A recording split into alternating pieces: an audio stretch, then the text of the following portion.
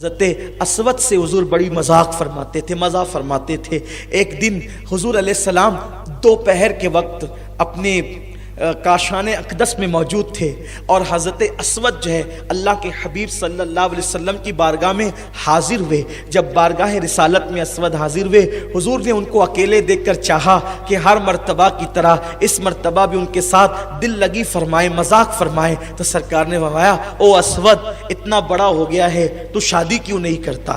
جب میرے سرکار نے کہا نا اتنا بڑا ہو گیا تو شادی کیوں نہیں کرتا، حضور نے ہنستے ہوئے کہہ دیا، اور حضرت اسود نے اس کو سیریس لے لیا، کیونکہ کبھی کبھی لوگ مذاق کو سیریس لے لیتے ہیں، اور ایسا ہی ہو گیا۔ اس وقت مذاق انہوں نے سیریس لے لی، آنکھ میں آنسو آ گئے۔ میرے سرکار کی شان یہ تھی کہ حضور کسی کی آنکھوں میں آنسو دیکھ نہیں سکتے تھے۔ سرکار علیہ الصلوۃ والتسلیم نے کہا کیوں روتا ہے؟ تو اسود نے کہا آقا آپ کہتے ہیں اتنا بڑا ہو گیا شادی کیوں نہیں کرتا؟ یا رسول اللہ، مجھ جیسے پکے رنگ کے آدمی کو اپنی بیٹی کون دے گا؟ یہاں کے لوگ تو بڑے خوبصورت ہے، انصار مدینہ تو حسین و جمیل ہے، آقا کون مجھے بیٹی دے گا؟ بس اتنا کہنا تھا۔ حضور کی بارگاہ میں کوئی اپنی عرضی لائے، اللہ کی عزت کی قسم، حضور کی بارگاہ میں آیا ہوا سوال کبھی رد نہیں ہوتا۔ میری مائیں اور بہنیں توجہ سے سنیں، آپ بھی سنیں۔ جیسے ہی اسود نے کہا حضور مدینے والے تو بڑے خوبصورت لوگ ہیں، مجھے کون اپنی بیٹی دے گا؟ دریائے کرم جوش میں آیا، اور مدینے منورہ میں جو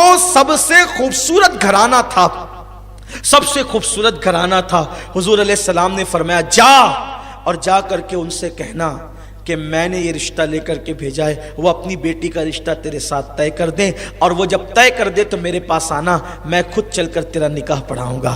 قربان جائے، کریم آقا نے یہ بات کہہ تو دی، اسود کی ہمت نہیں ہو رہی تھی، حضور ان کے یہاں وہ تو بہت خوبصورت ہے۔ سرکار فرماتے ہیں جا اور ان سے میرا نام کہنا، جا اور ان سے میرا نام کہنا۔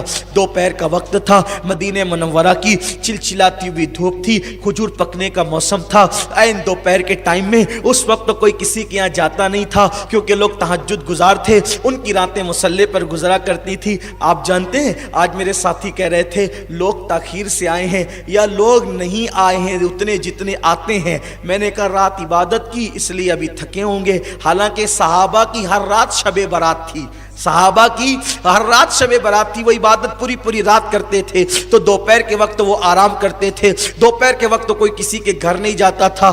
اگر دوپہر کے وقت کوئی کسی کے گھر جاتا تو اس کیفیت میں جاتا جب کوئی بہت ارجنٹ کام آ جاتا یا کوئی حادثہ ہو جاتا۔ حضرت اسود گئے، دروازے پہ دستک دی، اندر سے آواز آئی کون؟ باہر سے کہا اسود۔ جیسے ہی سنا اسود تو دروازہ کھولا۔ اب چونکہ دروازہ کھولنے کے لیے اس گھر کے ذمہ دار آگے بڑھے تو ایک لوتی بیٹی تھی، بڑی خوبصورت تھی، حسن و جمال میں یکتا تھی، اللہ اللہ، باپ سے بڑا پیار تھا، بیٹیوں کو باپ سے بڑی محبت ہوتی ہے۔ عین دوپہر کے وقت اسود کے آنے کی اطلاع جب باپ کی زبانی سنی تو باپ کے پیچھے دبے قدموں سے چلنے لگی اور باپ کی اوٹ میں کھڑی ہو گئی کہ آخر کوئی حادثہ تو نہیں ہوا۔ دروازہ کھولا گیا۔ حدیث پاک کا مفہوم ہے، تاریخی واقعے کو اپنے الفاظ کے جامع میں پیش کرنا ہوں۔ جس طریقے سے حضرت اسود کی آمد پہ دروازہ کھلا، صاحب خانہ نے پوچھا اسود سب خیر تو ہے اتنے دوپہر اور چلچلاتی دھوپ میں اس وقت؟ تو انہوں نے کہا مجھے اللہ کے رسول نے بھیجا ہے۔ کہا ہاں اسود کہو بات کیا ہے؟ کہا اللہ کے رسول نے بھیجا ہے۔ ہاں اسود حضور نے بھیجا ہے، بات کیا ہے؟ اللہ کے رسول نے بھیجا ہے۔ ہاں اللہ کے رسول نے بھیجا ہے، کوئی بات؟ رشتہ۔ اوہو، دوپہر کی چلچلاتی دھوپ میں 3 مرتبہ کا اللہ کے رسول نے بھیجا ہے، کس لیے؟ رشتہ لے کر۔ صاحب خانہ سمجھے حضور نے اپنے لیے رشتہ مانگا ہے، کیا خوشی ہوگی؟ میری بیٹی ام المومنین بن جائے گی، میری بیٹی حضور کی بیوی بن جائے گی، خوشی کی انتہا نہ رہی ہی۔ لیکن جب وضاحت چاہیے، کس کے لیے؟ میرے لیے۔ کیا بجلی گری ہوگی؟ اس واقعے کو اپنے ذہن میں رکھیں۔ اور ایک طرف ایک آدمی ہے جس کی 4 سائزنگ ہے، 200 لوم کے 50 کارخانے ہیں، اس کے یہاں کوئی بندہ گھر کے برتن دھلتا ہے اور سیٹانی اس گھر کی کار میں بیٹھ کر کے کسی کے گھر جائے، بڑے گھرانے میں، اور کہے میں رشتہ لے کر کے آئی ہوں۔ بولو اس وقت اس گھر والوں کی خوشی کی کیفیت کیا ہوگی؟ ہماری بیٹی کو اتنے بڑے گھر سے رشتہ آیا، لیکن اگر گھر کا کوئی فرد پوچھے کس کے لیے سٹانی صاحبہ، کہ وہ ہمارے یہاں جو برتن دھلتا ہے اس کے لیے، بولو ان کی کیفیت کیا ہوگی؟ ایک سیکنڈ میں خوشی اور اس کے فوراً بعد بجلی کیسے گرے گی ان پہ، بلا تمثیل، ملانے کے لیے نہیں، صرف سمجھانے کے لیے۔ ادھر کا حضور نے بھیجا، حضور نے تو بھیجا تھا، ہمت نہیں ہو رہی تھی میرے لیے رشتہ، 3 مرتبہ کا حضور نے بھیجا، حضور نے بھیجا، حضور نے بھیجا۔ جب کہا کس لیے؟ رشتے کے لیے۔ انہوں نے سوچا رشتہ حضور ہی کے لیے، خوش ہو گئے۔ لیکن جب وضاحت کس کے لیے، گمان بھی نہیں تھا، ایک حبشی آزاد کردہ غلام کے لیے حضور علیہ السلام رشتہ مانگیں گے؟ اسود تمہارے لیے؟ ہاں میرے لیے، حضور نے کہا تمہارے لیے؟ ہاں میرے لیے۔ اب اس صحابی کے لیے 2 چیزیں تھیں، بیٹی کو مطمئن کیسے کریں کہ ایک پکے رنگ کے حبشی آزاد غلام، آزاد کردہ غلام، ایک حبشی غلام جو آزاد کر دیے گئے ہیں، ان کے ساتھ اپنی حسین اور جمیل بیٹی، وہ بھی مدینہ منورہ کی حسین بیٹی، اس کے ساتھ بیاہ کر دیں۔ بیٹی کو کیسے منائیں گے؟ کس طریقے سے بیٹی کو مطمئن کریں گے؟ بیٹی کو اطمینان کیسے ہوگا؟ ایک طرف بیٹی کا مستقبل ہے، اور اگر نہ کہہ دیتے ہیں تو ایمان چلا جاتا ہے۔ حضور کی بات کا انکار کرنا کفر ہے، حضور کی بات کا انکار کفر ہے۔ ایک طرف بیٹی کا مستقبل ہے، ایک طرف ایمان کا معاملہ ہے، کیا کریں؟ وہ صحابی فیصلہ نہیں کر پا رہے تھے، لیکن تاریخ کے سنہری حرفوں کے ساتھ یہ بات اسلامی تاریخ میں لکھی ہوئی ہے۔ ابھی ان کی زبان کچھ جواب دینے کے لیے کوشش ہی کر رہی تھی، گویا کہ ان کا ذہن الفاظ کو ڈھونڈ رہا تھا۔ ایسے میں ایک نرم و نازک ہاتھ ان کے کندھے پہ آتا ہے اور ان کے کندھے کو دباتا ہے۔ جب وہ ہاتھ سے کندھا دبتا ہے تو وہ باپ جب پیچھے مڑ کے دیکھتا ہے تو وہی حسین و جمیل بیٹی پیچھے کھڑی ہوئی تھی، آنکھ میں خوشی کے آنسو تھے، اور کہہ رہی تھی بابا دیر نہیں کرنا، جلدی سے ہاں کہہ دینا، جلدی سے ہاں کہنا۔ آنے والے اسود کو مت دیکھو، بھیجنے والے رسول اللہ کو دیکھو۔ آپ کی بیٹی کتنی خوش نصیب ہے، کسی کا رشتہ باپ بھائی بے کوئی کون طے کرتا ہے، لیکن آپ کی بیٹی کا رشتہ حبیب خدا نے طے کر دیا ہے۔ آپ جلدی سے ہاں کر دیں، قربان جائیں، رنگ نہ دیکھیں، آنے والے اسود کو نہیں، بھیجنے والے محبوب خدا کو دیکھیں، یہ فکر تھی۔ اور پھر آگے جو ہوا وہ تو بڑا دردناک اور حیرت انگیز منظر ہے کہ اسود کو جب انہوں نے ہاں کر دیا، دوڑے دوڑے اسود خوشی سے پھولے نہیں سما رہے تھے، حضور انہوں نے ہاں کر دیا۔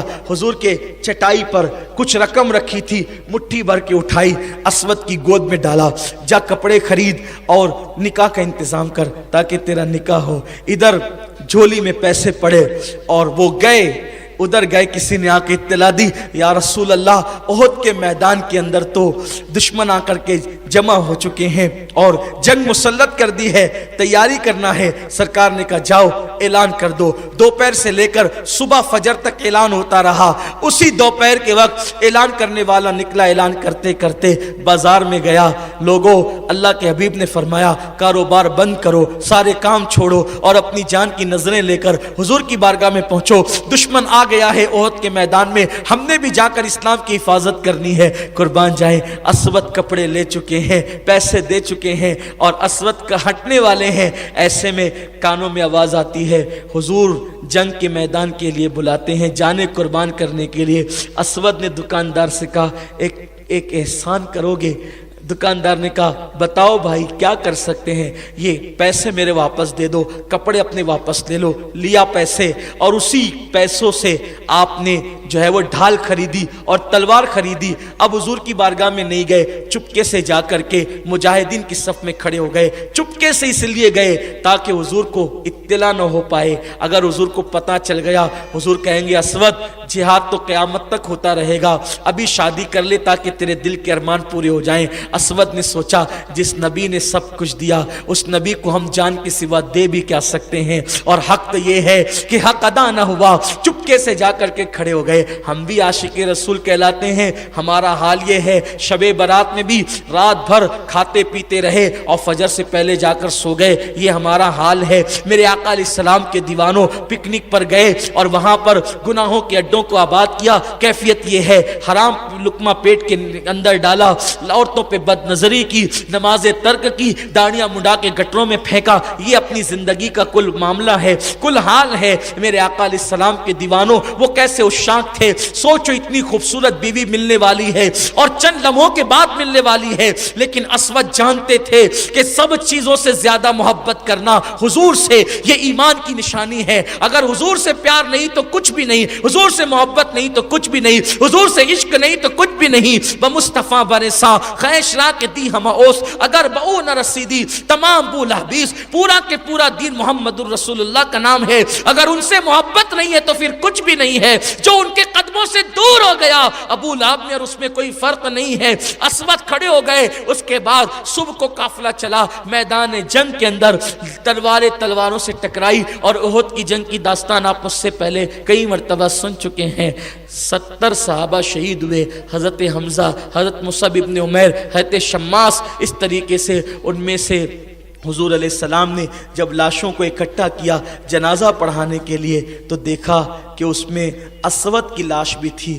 حضور اسود کو دیکھ کر کے رو رہے تھے، اور رونے کے بعد حضور مسکرا پڑے۔ صحابہ نے عرض کیا آقا روتے روتے اچانک اسود کی لاش پر مسکرانے کا فلسفہ، مسکرانے کا معاملہ سمجھ میں نہیں آیا۔ سرکار فرماتے ہیں تمہیں نہیں پتا، یہ اسود اور ہم جانتے ہیں کہ اسود کا رشتہ ایک خوبصورت لڑکی کے ساتھ طے ہو گیا تھا، لیکن وہ کپڑے خریدنے اور شادی کی تیاری کے لیے گیا تھا۔ جیسے اس کو پتا چلا کہ جنگ پہ جانا ہے، اس نے کپڑے واپس کیے، تلوار خریدی، اور اس کے بعد مجھ سے چھپ چھپا کر کہ میں کہیں روک نہ لوں جنگ کے میدان میں آ گیا، اور اس کے بعد شہید ہو گیا۔ اب میں دیکھ رہا ہوں رونا اس پر آیا کہ اتنی خوبصورت دلہن ملنے والی تھی، اس نے دلہن کی پرواہ نہیں کی، میری محبت میں جان قربان کر دی۔ رونا اس پر آ رہا ہے، لیکن ہنسی اس پر آ رہی ہے کہ میں دیکھ رہا ہوں کہ جنت کی حوریں آپس میں جھگڑا کر رہی ہے۔ وہ کہتی ہے میں اسود کی دلہن بنوں گی، میں اسود کی دلہن بنوں گی، میں اسود کی دلہن بنوں گی۔